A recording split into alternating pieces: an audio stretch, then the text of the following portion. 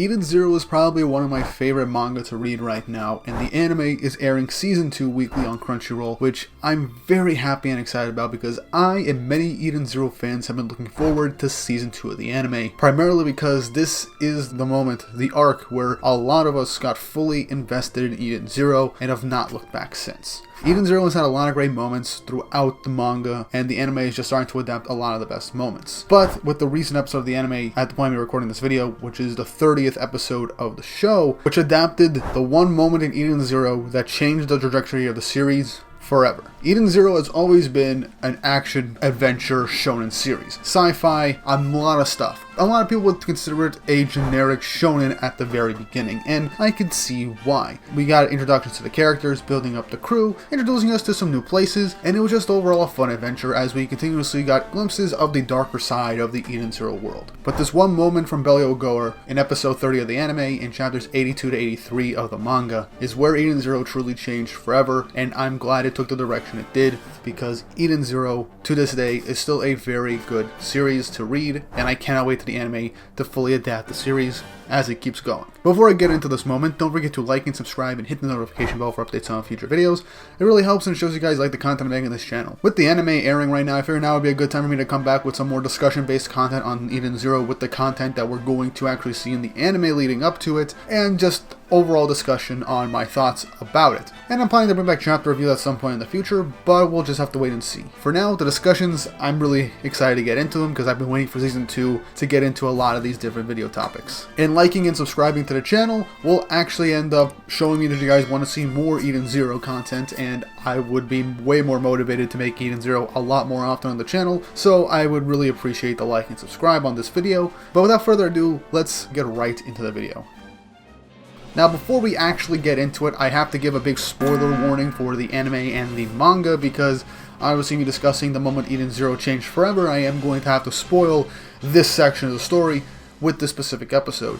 So let's get into it. The moment I'm obviously talking about is when the Eden Zero crew suffered their most tragic defeat, their first real defeat, and probably the worst defeat they ever could have suffered. And that's when they decided to take the fight to Dragon Joe, a member of the Irrational Seis Galactica. 6 powerful entities within the Eden Zero universe that have been deemed by the Interstellar Union Army to be incredibly powerful threats to the stability of the cosmos, and they don't really work together. They all have their own form of powers and civilizations, or just organizations that work with them and for them for whatever goals they have, and some could even have an entire star system under their command. Dragon Joe is probably the first real introduction to the darker side of the Eden Zero world in more ways than one. He is basically like a mob boss, a loan shark, a dealer. He runs the underworld for the most part, and his whole ship, Belial Gore, is literally just a giant town where he has people come in, pay off their debts, get more debts by gambling, throwing stuff at clubs, etc. And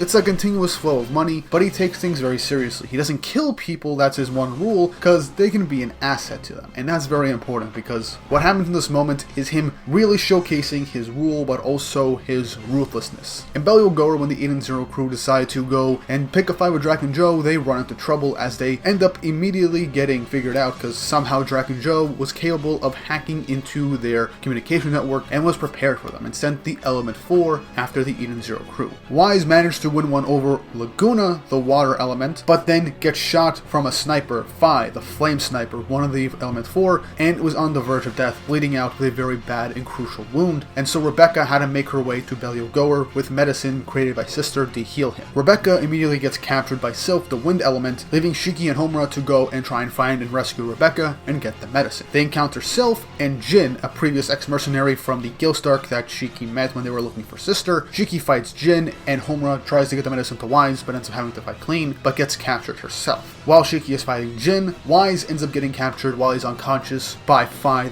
after he tracks them down, and finally, in the middle of his fight against Jin, when he unlocks his pseudo-overdrive form, Dragon Joe appears, stops the fight, and turns Shiki to stone. This is the initial setup for this big moment. Shiki, Wise, Homura, and Rebecca are knelt down on the ground in front of Dragon and basically his entire gang, involved including all 4 members of the Element 4. And and this is a desperate situation. Not only were they defeated by their own opponents fairly easily, with Wise being the only one to actually get a win off of anything in this whole arc so far, they're surrounded by not just Draken Joe and the Element 4, but a bunch of miscellaneous thugs that work for him with weapons surrounding them. Being a very hopeless situation, Shiki is obviously tired from previous fight, and they're also bound, which means they cannot use their ether gears to escape and fight back. Draken then states how they basically picked a fight, entered the ship without permission, and now they need to be punished, and explains his rule of not killing people because they're assets. No matter how dumb or just the biggest form of scumbag they can be, they could always produce something that can be useful for him, like money or goods. So that's why he tends to keep you alive, even if they do have immense debt, because they could always pay it off and perhaps make him even more money. And so he goes on for the punishment. And you'd think in an average shonen series, essentially, Shiki in particular would be able to unlock some new form or ability to break out of his chains, fight off Draken, and give the crew time to escape, or some other third party, perhaps Elsie, could show up and save the crew from danger so they can get out of there and essentially make their way to get stronger and come back and defeat Draken Joe and his crew. But that doesn't happen.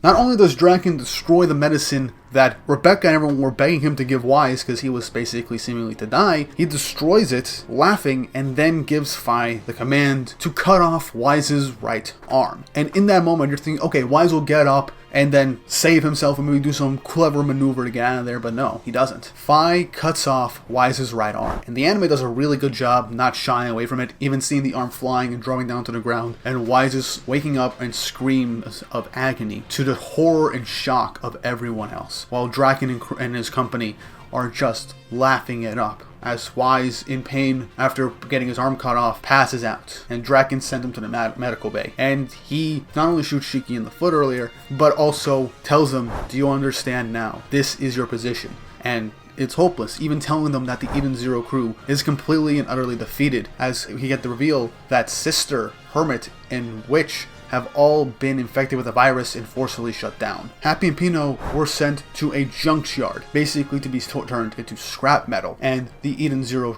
ship has almost completely been taken over by the virus that is Seth, the mechanical skull-faced robot, who is actually a program and not really a bot. Everything is done. The Shining Stars have been dealt with. They can't come and rescue them at the very last moment. Wise has been taken to the medical bay after being knocked unconscious and losing an arm. Shiki got shot through the leg. Rebecca, Shiki, and Homura are in disbelief, horror, and crying over everything that just happened. This is a moment that is traumatizing, shocking to anybody, as something like this doesn't usually happen in a shonen manga. Even the darker series, there's always a ray of hope, but in this instance, there doesn't seem to be anybody coming in to save them. With Draken having his foot on Shiki's head, pushing it down, Shiki, in tears and disbelief and just trauma, states how it wasn't supposed to be like this. It was supposed to be a fun adventure where I'd make lots of friends and we'd all sail through the cosmos together. As Rebecca and Homura say, it was really fun and you're the first friends I've made in a long time. But Shiki then,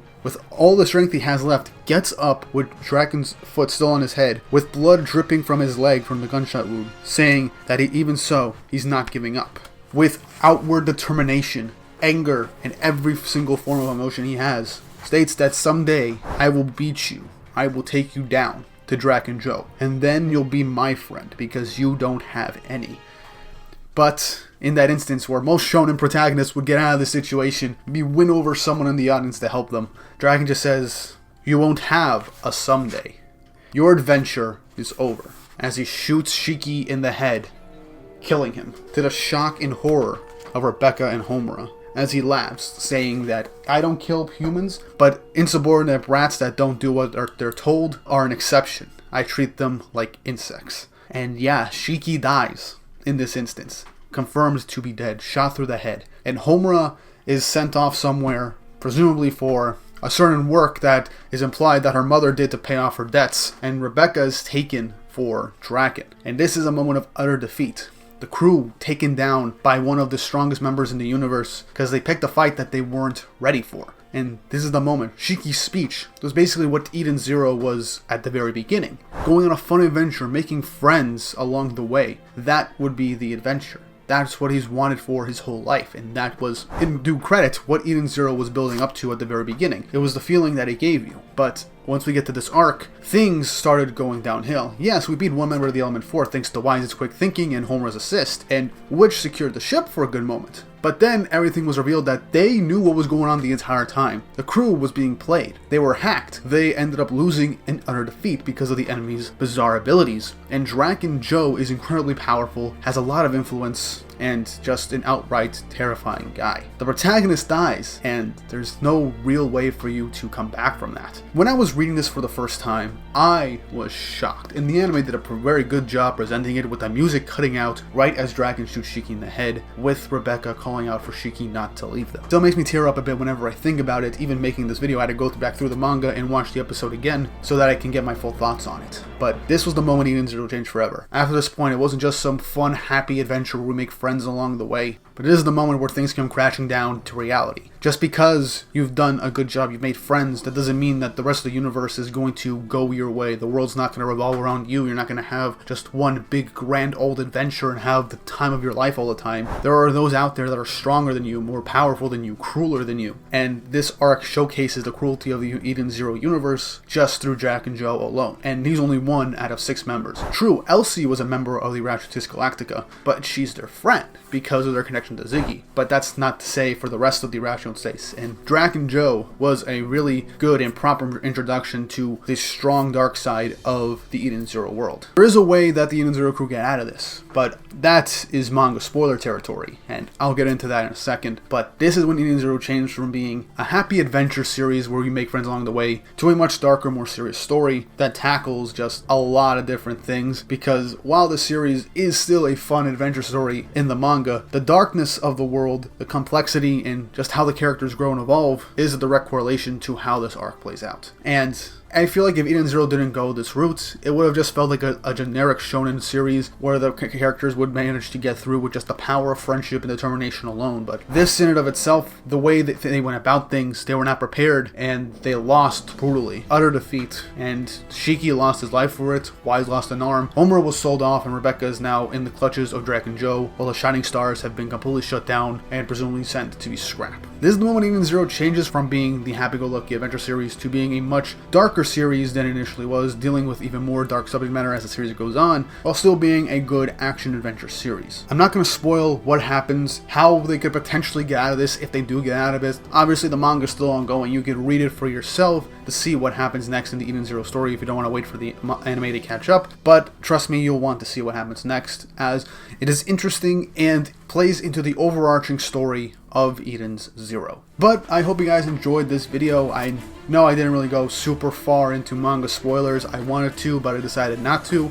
So I apologize for that, but that could end up being a video in and of itself when the anime covers that portion. And I do plan to cover the end of this arc in a different video when the anime gets to that specific section. But I hope you guys enjoyed this video on Eden Zero. I want to do more Eden Zero content like this, especially since the anime is airing with one of my favorite arcs in the manga being adapted right now. I really do want to talk more Eden Zero on the channel. So like and subscribe and hit the notification bell for updates on future videos to be updated whenever I upload more Eden Zero content or anime and manga content in general. Interacting with this video will show you guys like the Eden Zero stuff on my channel and will keep me motivated to make more Eden Zero content. But with all that said and done, I hope you guys enjoyed the video, and I hope you all have an awesome day.